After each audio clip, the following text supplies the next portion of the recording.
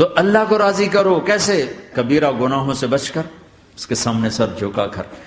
دوسرا کام، اللہ کے بندوں کے ساتھ معاملہ کرو۔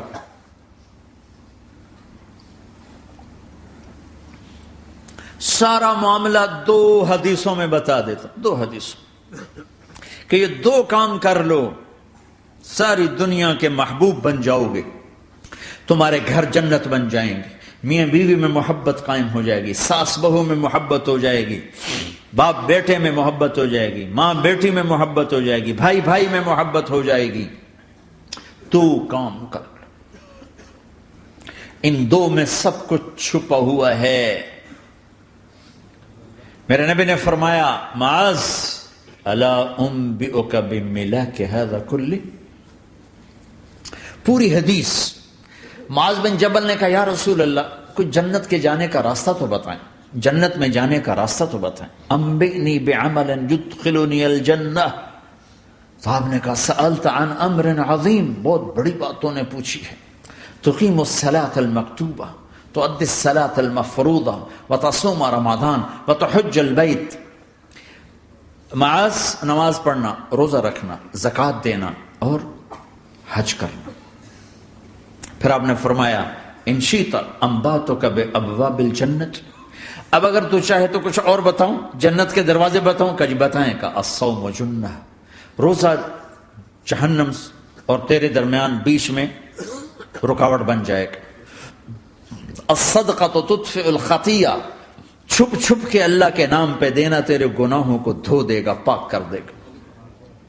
وقیام الرجل فی جوف اللیل ابتغاء وجہ اللہ، اور رات کے اندھیرے میں کھڑے ہو کر اللہ سے باتیں کرنا۔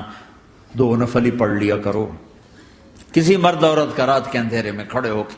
پھر آپ نے کہا معاذ الا انبئک براس الامر وعمودہ وذروۃ سنامہ وبملاک ھذا کلہ، اے معاذ میں تمہیں اب سارے دین کا خلاصہ بتاؤں، سارے دین کا سرا بتاؤں، ستون بتاؤں، ایک روایت کے مطابق ستون بتاؤں، آخری چیز بتاؤں، آخری چیز بتاؤں؟ کہا جی ما ہوا جی، تو مجھے دیکھنا سارے بھائی۔ تو آپ نے اپنی زبان نکالی اور اسے یوں پکڑا،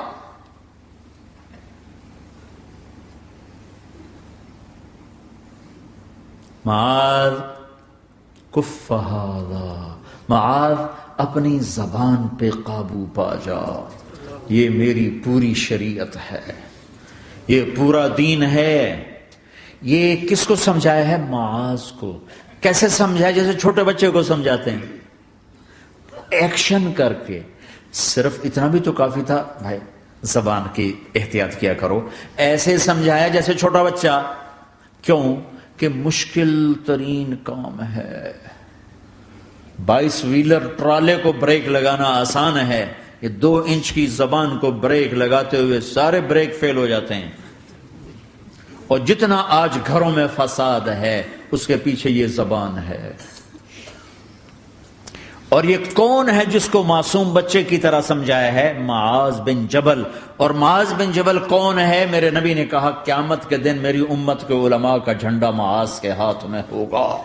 اور یہ کون ہے؟ میں پچھلے مئی میں گیا ہوں، یہ مئی جو گزرا ہے، اردن ہمارا اجتماع تھا تبلیغ کا، میں وہاں گیا، عمان میں آگے اربد گئے، اربد سے 18 کلومیٹر 20 کلومیٹر آگے حضرت معاذ کا مقبرہ ہے، باپ بیٹا دونوں وہاں دفن ہیں۔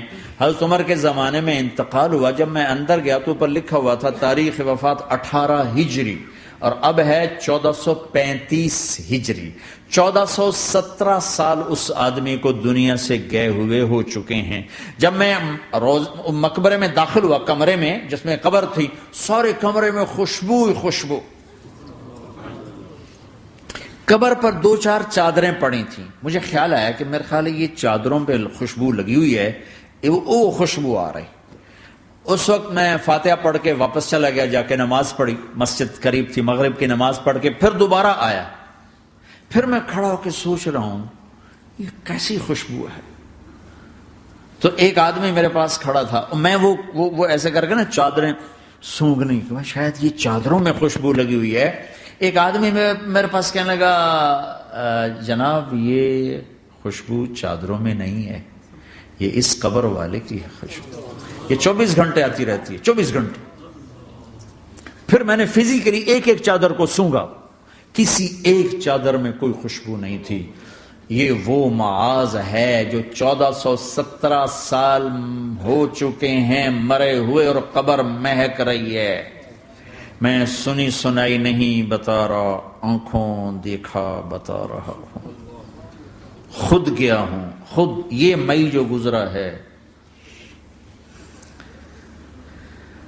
ان کو ایسے بتا جو چھوٹے بچے کو، معاذ زبان پہ قابو رکھنا، اگر زبان پہ قابو آ گیا تو میاں بیوی کی لڑائی ختم۔